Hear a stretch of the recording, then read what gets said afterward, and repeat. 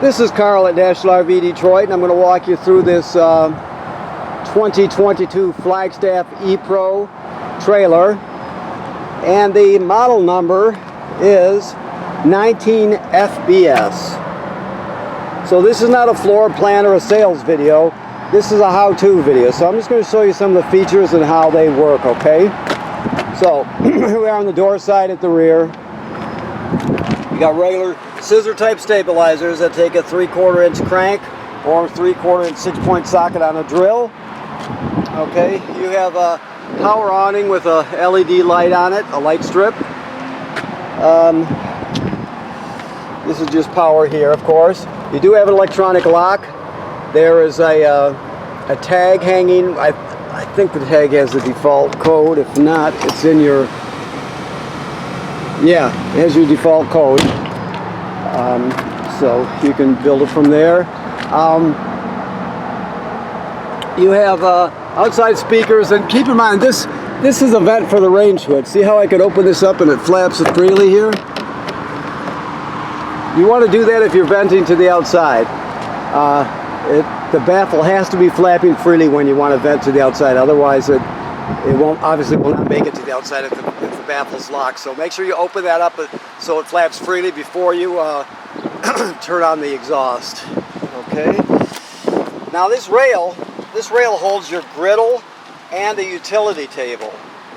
Also, you have an LP quick connect down here to connect your griddle to the LP system. So I'll come around the other side real quick and show that to you. This is your griddle right here. This is the rail that it hangs on. This is your hose, your quick connect LP hose to connect it to the system. Okay. You have a foot here, right? And this is your 3/4 inch crank, a reducer for your plug, and of course, I don't know if I can get this over here, but you can see the hose connects to here, and then it connects underneath the trailer where I showed you. Okay. There's also a table. I think maybe it might be inside. Oh no, it's right here. So you have this metal utility table too. Okay. That all hangs on this rail right here. Okay, so that's the exhaust. It gets hot, so be careful. This is just if you wanted to put a solar battery charger, if you wanted to get a portable solar battery charger, that you could plug it in there. This one's made for a Go Power kit, so that's what that's for. Now you're getting a hitch with this. So this is a Husky centerline weight distribution hitch with built-in sway control. So keep in mind that it's a good hitch, and we're going to show you how it works when you pick up. But it has built-in sway control, which is a good feature. Okay, so up front here, this is your bike rack.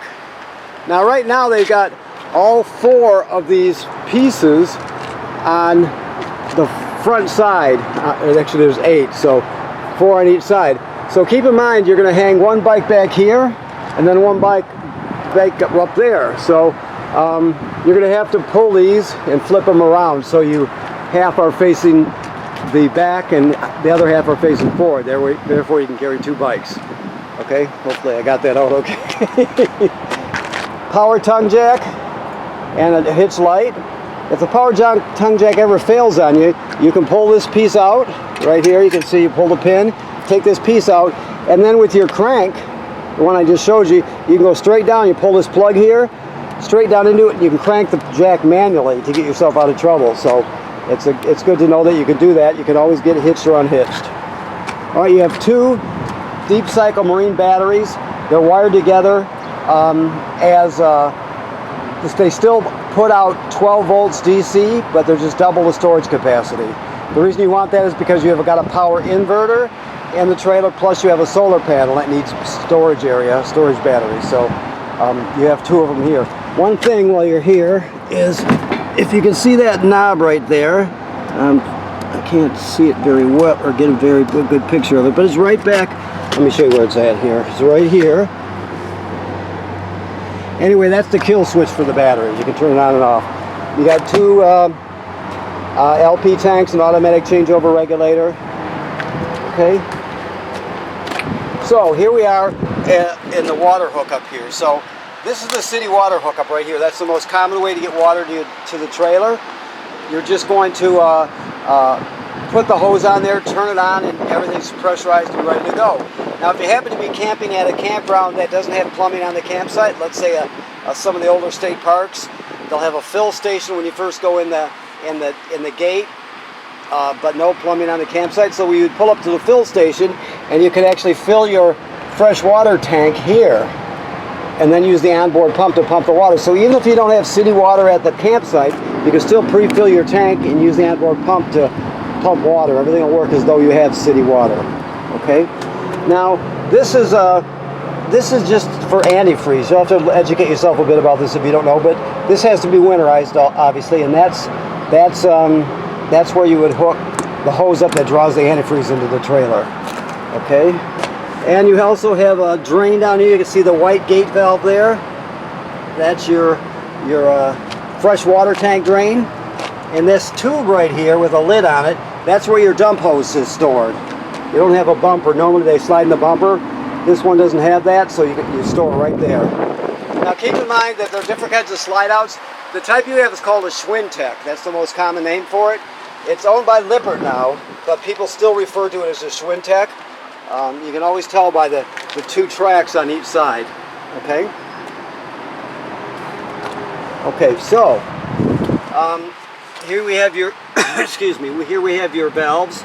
You got your black water valve for the black water tank, which is toilet water and waste, and then you have the gray over here, sink and shower water. After you dump the black tank, you can first of all, you'll dump the black first, then the gray, because the gray water is cleaner than the black water. Then you leave the valve open on the black tank, and you can hook the hose at the dump station right onto here. You do that, you turn it on, it'll spray out the inside of your black tank. It'll clean off the sensors so you get a good accurate reading, that sort of thing. Like it says here on the sticker, always make sure you leave the valve open though. You don't want too much pressure to build up. Alright, this I don't think is closed, it's just, there we go. So this is an outside sprayer. You can spray down kids and dogs and feet and shins and bicycles, whatever you got. You can hose it down right there. You got your 30-foot, 30-amp shore cord for power. Now, I showed you the little adapter. You can also adapt this down to a 20-amp plug if you need to. So, that comes with it. Excuse me. Of course, all the lights all the way around are LED.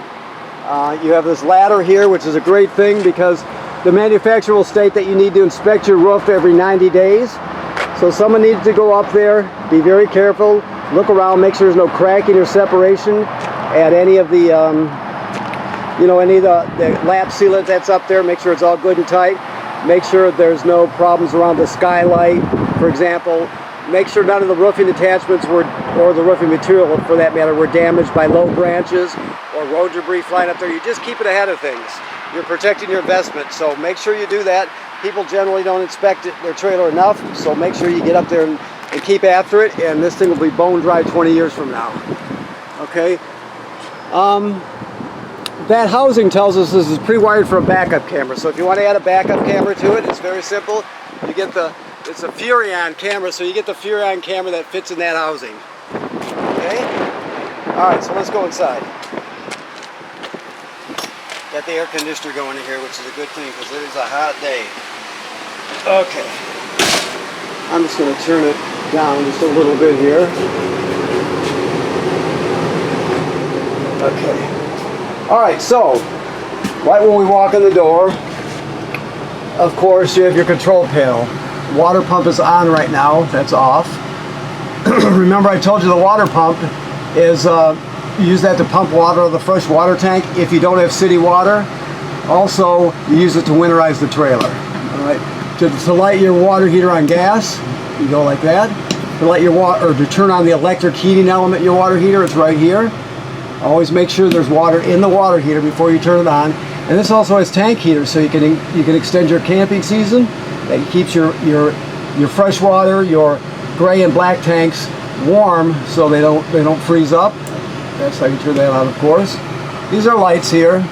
This one here is your slide out in and out. This one here is your power awning in and out. Never leave this out unattended. You roll it in if you're not going to be at the campground. Battery's charged. Fresh water's got a third in it. Black water is empty. Gray water is empty. You can see it graduates up in 1/3 increments. Once you get past 2/3, you got to think about dumping the black and gray tank. Okay. So that's the control panel. All right. So let's see what's next here. We'll do it this way. Let me do this way. Excuse me. This trailer inverts power. Inversion is taking 12 volt DC and inverting it to 120 AC, right?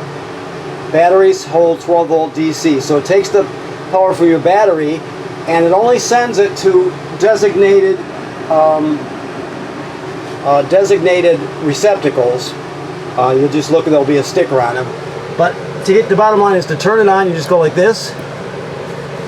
And that starts inverting the power. It takes the 12 volt DC out of your batteries and inverts it to 120 AC. So you can plug in an AC appliance, for example, like a blender or something that you need to run and you don't have AC power, you can actually invert the 12 volt batteries. Now when you're pulling down the road, for example, the alternator on your tow vehicle will charge your batteries. Also, the solar panel charges the batteries. And first of all, I'm going to shut this off here. Hold it just for a minute to shut it off. Only turn it on when you're inverting power, when you need to invert it.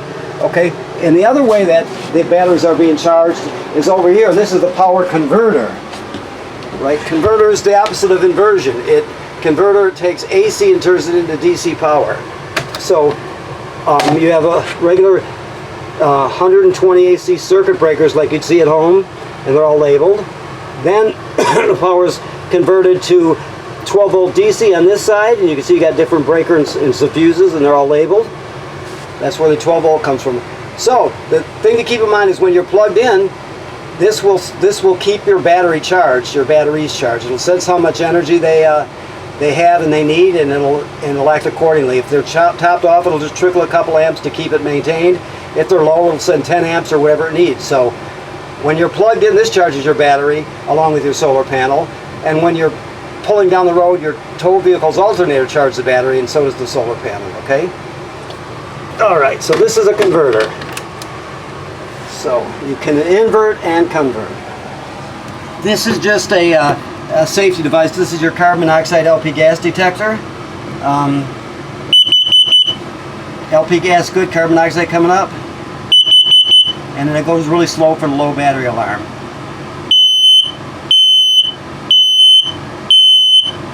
Back to green. It should always be green. If it's not, get it serviced. Now, like you've noticed it, if it beeps very slowly, it's telling you your battery's low. So that's just a way to know that your battery's low. When it beeps normally, it's telling you it either detects carbon monoxide or LP gas. You open the door, take everybody outside, shut the gas off at the front, and figure out what's going on, okay? All right. Get on my feet here. So your refrigerator is a 12 volt DC refrigerator. It's got a lot of room in it, and a big freezer and a big refrigerator for this size trailer. And of course that locks it in place so the doors don't swing open and get dented. This works like any other microwave oven. Okay. Alrighty, so I showed you the vent exhaust on the outside. Remember I showed you there was a baffle in there, and you have to open the baffle so it flaps freely to vent to the outside. So if I was going to run the fan, I would make sure that the baffle on the outside is flapping freely. Also has a light here. This goes over your sink here.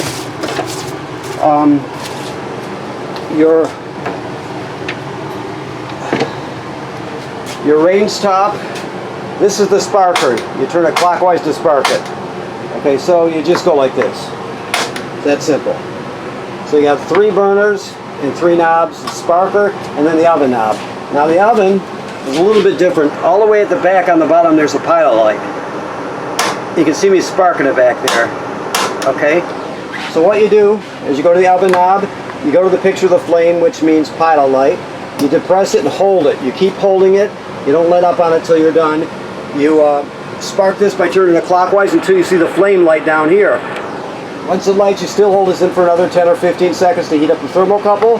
Then you go to operating temperature. It cycles as an oven does. When you shut it off, the flame goes out, but so does the pilot light. So you have to remember to light the pilot light each time you use the oven.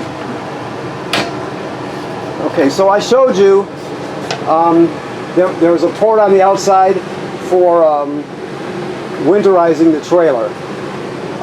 What you do to access the back of your water heater where there are bypass valves, and also to set the valve on the water pump to make sure it pumps from the, instead of pumping, right now it's set up to pump from the fresh water tank, but you can turn the valve and it'll draw through that port, right? So that's all under here. So you got 4 screws holding it together. You just take those off, you'll be able to see all that stuff, the bypass valves, the water pump, all that sort of thing. Number 2 square-headed screws. Everything is number 2 square-headed screws on this trailer, so if you don't have a number 2 square bit, get one for your drill or driver. Okay. Also, so you know, the inverter is back behind there. So you pull this drawer out. Maybe you can even see it. You can see it right there.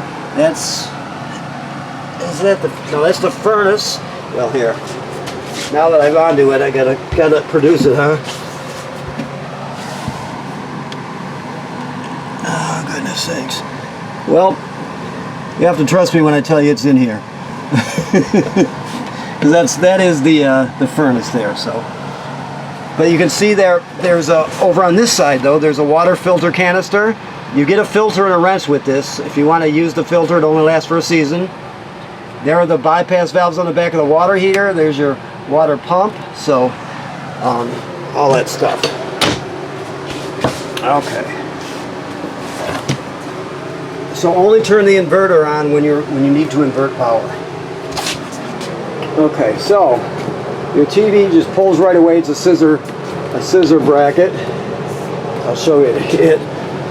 Actually, it's not a scissor at all. It's, I guess well, I don't know what you would call that, but either way, it locks into place. You can see this round piece goes right into this clamp here. So make sure you snap it in place so it stays put when you're traveling. Okay. This is a 12-volt TV.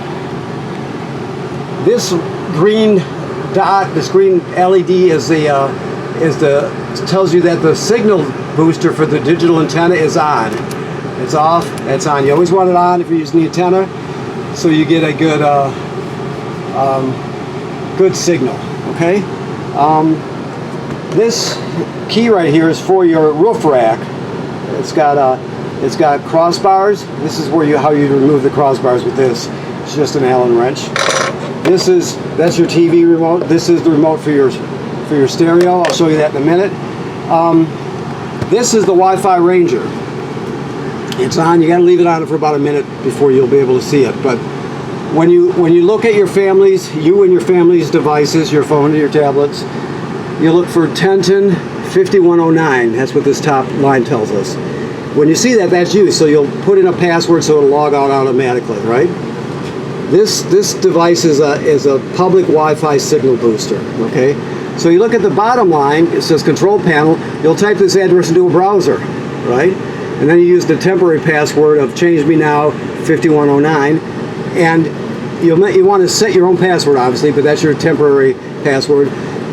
When you log into that, you'll be able to see everything the Wi-Fi Ranger sees. So you would pick out the campground Wi-Fi, and if they give you a passcode, you'd log on to that.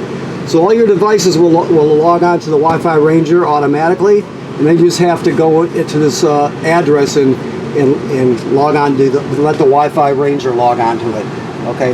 There's also another feature with this that has to do with cellular service, something you'd have to pay for just like you would if you had anything else on your cellular contract. So you can look into that if you're interested. Most people just use the public Wi-Fi signal booster right there. It's on your roof. It's part of the antenna.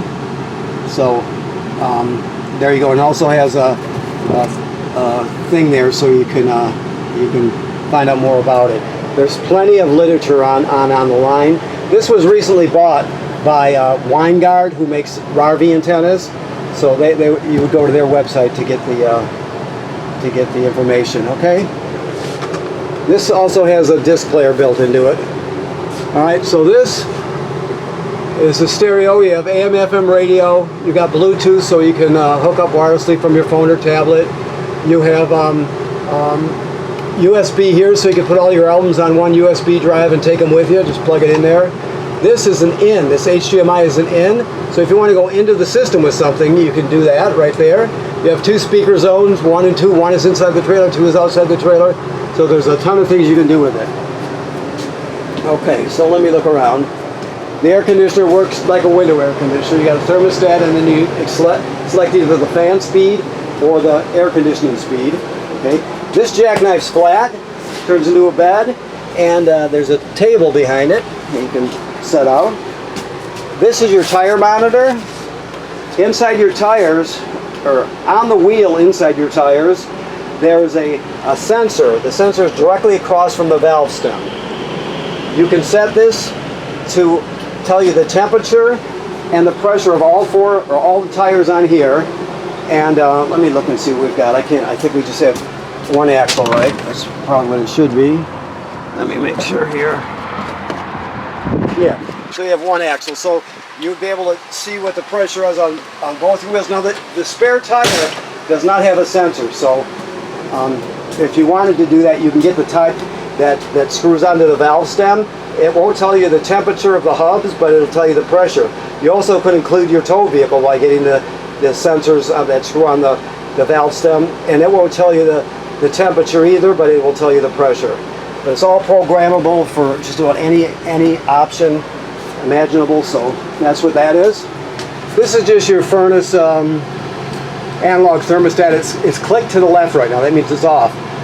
When you push it to the right, it'll make a clicking noise. When you want to shut it off, push it to the left and it'll make that clicking noise. You always want to do that to know it's shut off. Okay? Now, so B is all we care about right now. Right now we got flooded batteries, so that's accurate. So you're just going to use B. We're 100% charged. We've got 33 amp hours. We got 13.6 volts in the battery. Now, if you notice, this is the solar panel here, or the sun here, pointing towards the solar panel. We're getting 0.0 amps right now through the from the solar panel to the battery. That's just because the battery is totally charged.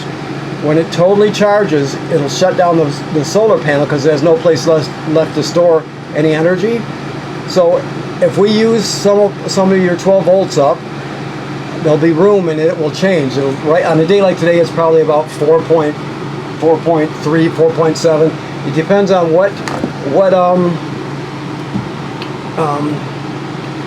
it depends on the angle of the sun, the time of day, how cloudy it is. All those variables matter. So you can't always, at some parts of the day, even if, let's say it's a sunny day, you're obviously going to get different. You're going to be getting a different amount of amperage out of it depending on the position of the sun, that sort of thing. Okay. So it'll also, if you go back to here, it's not doing it yet, but it'll also start to say FUL, and it'll flash. That means it's full. Also, so is the 0.0. So okay, that was important to know that if it's 0.0, there's no more storage left. You're using all of your storage. Okay, I think I went a long way to say something simple there, but GFCI here. Everything is wired through a GFCI. Keep that in mind. If you're using a coffee pot or something outside and it pops, you reset it in here. Okay, now the last main green feature for this is this device here. This is a shower miser. What the shower miser is, it's a recirculating system.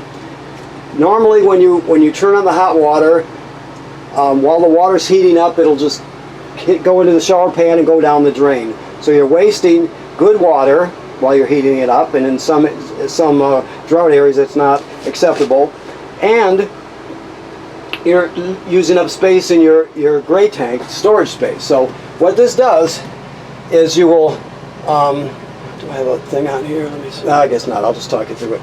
So what you'll do is you'll put it in that position, and you'll turn on the hot water, and because it's in this position, it'll just circulate it around. It'll just loop right around back to the water heater here in one loop, the same water around and around again. As it heats up and it gets to the proper temperature, this will turn kind of a beige color here, right? That's how you know the water's hot. Then you would put it to regular position, and you got the hot water coming out. You didn't waste any heating it up. So it's a water-saving device.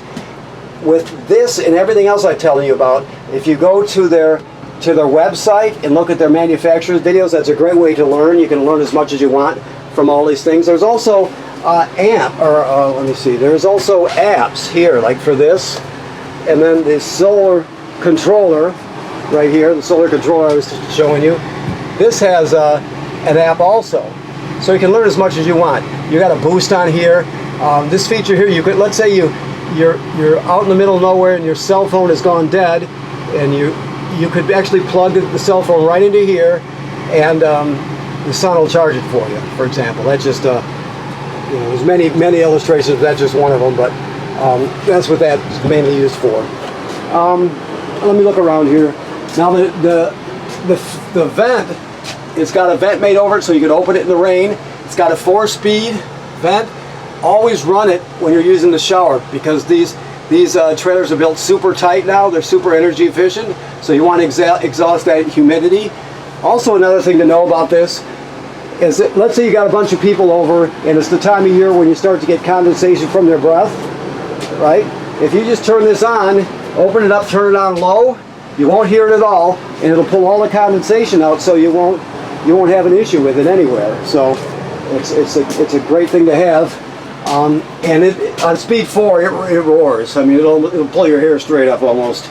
So it's got a lot of power and 4 different options. So the other thing is the toilet. I don't know if you've owned toilets before, but the black tank is directly below, right? That's residual water pressure right there. So you can't use it dry. By dry, I'm talking about the black tank, which is directly below. So when you get to the campground, you hook up your power and your water. You'll come in here, you'll put 1 dose of chemical in the bowl. Then you'll step on the flush pedal here and let about a gallon or so of water go into the black tank along with the chemical. Some people use more than a gallon, it's up to you. But the main thing is you can't use it dry. If you do, the smell will be overwhelming, and it can also get clogged up. So make sure you always start off by putting chemical and water in it, okay? All right. Let me see if I forgot anything here. I think I pretty much have it all. This is all your literature here. You also have, let's see, where did I put this? You get all this other stuff with it. This is the water filter I told you about. It's a carbon block filter. There's also a filter wrench, which is right here. You just put that over the canister and spin it off. You use this for the whole season. Before you winterize it, you throw it out. After you de-winterize in the spring, you'd put a new one in, and it lasts for 1 season.